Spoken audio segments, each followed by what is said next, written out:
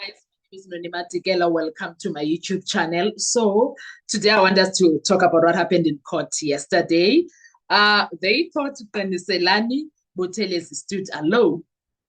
Then everything changed in court. Kesana, even he, looks like even he himself was not even aware that he's gonna be having a lawyer. He's gonna be lawyered up. Looks like he had no idea, but I don't know for sure. Now, ladies and gentlemen, what happened in the Senzo Meyiwa murder trial yesterday may have completely changed the direction of one of the most controversial courtroom battles we have witnessed in years in that courtroom of Judge Lwatha Mokgoatlheke. And no, I'm not talking about evidence.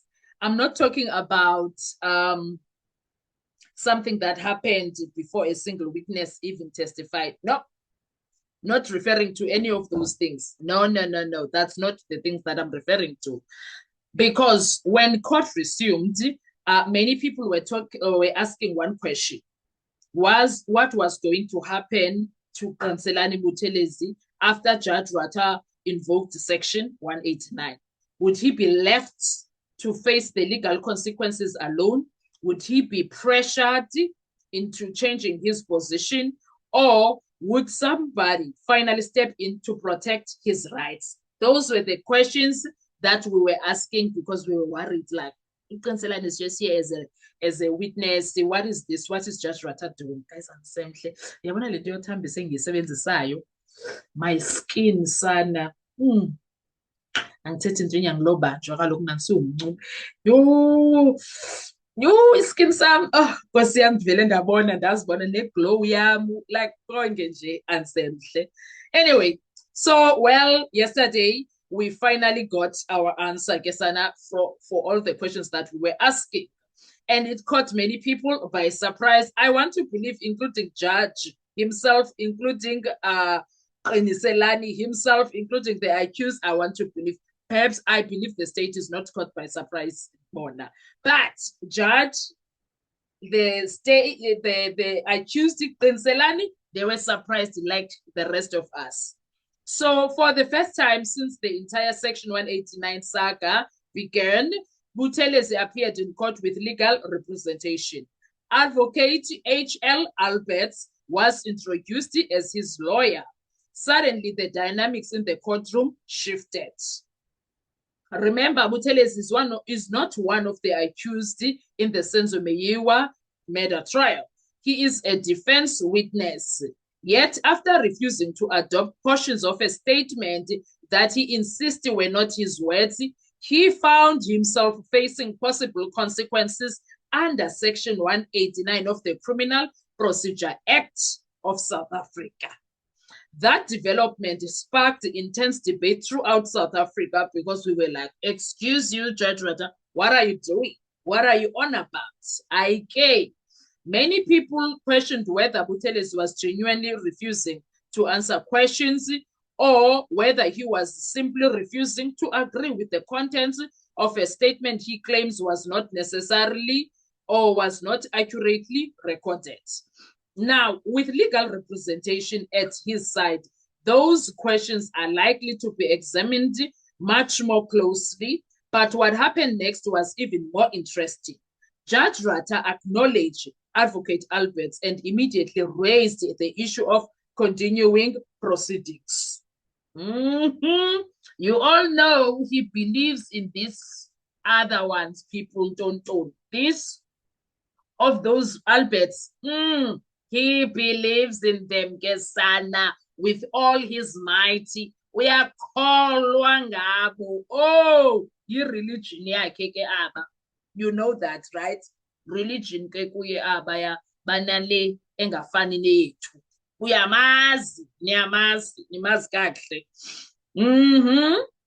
Now, the judge suggested that the defense case for accused number 2 was not yet closed and that perhaps another witness could be called while Alberts familiarized himself with the matter.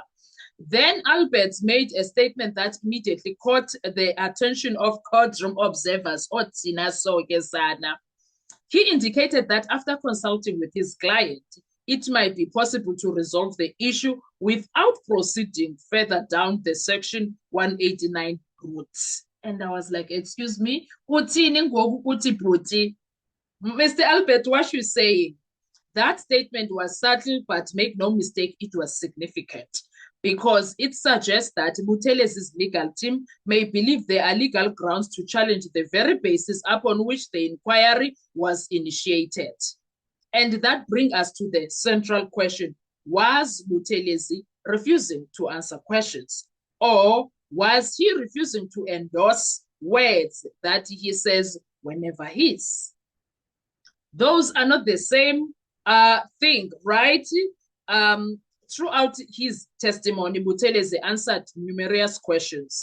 He spoke about incarceration. He spoke about people he knew. He spoke about photographs shown in court. He spoke about interactions with investigators. His disputes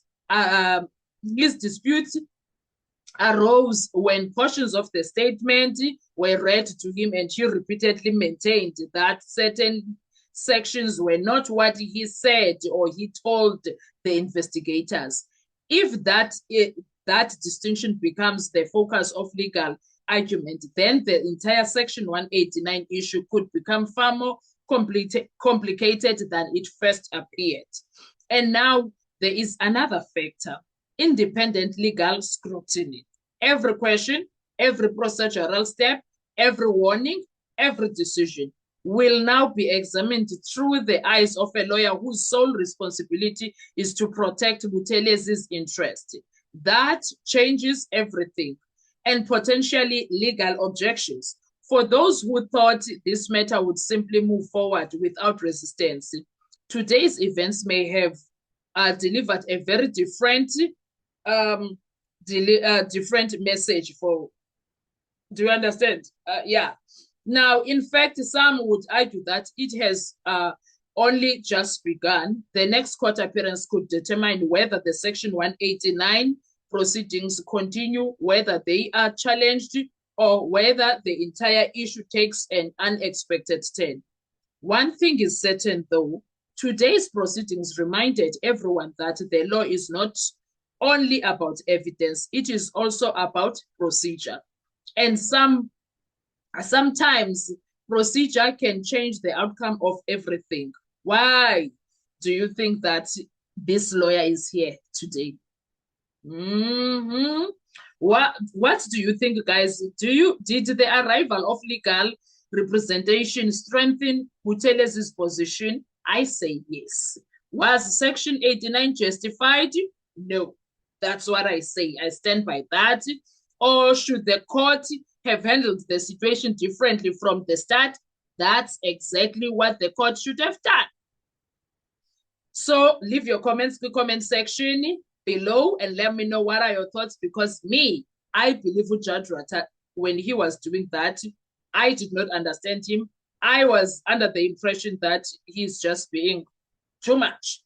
Funny enough, he's telling Albert Guti, I came with decisions. Decisions for what? Say, he was ready, guys, to argue. He was ready to be the prosecutor. Hey! Anyway, we'll talk about that in another video. Let me tell you something that you didn't know about Mr. Albert. Did you guys hear Mr. Albert when he said, I was here 3 years ago? This is the guy that was meant to represent accused number 4, guys. Let me tell you a scatla why Mr. Albert. Mr. Albert was supposed to represent accused number 4. I'm sure right now because it was in Judge Ratha's courtroom, when they started, he was supposed to be accused number 4's lawyer.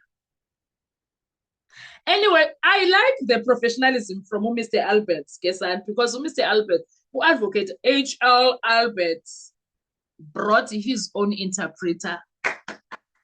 He brought his own interpreter. Kesana Uputi Loa, who had a jacket, a little bomber jacket there, was here to actually interpret for him. Kesana. Oh, I like a man that has a plan all the way. Anyway, what are your thoughts when it comes to this? Let's talk with comment section. Thank you so much. I'll see you on our next video. Bye-bye.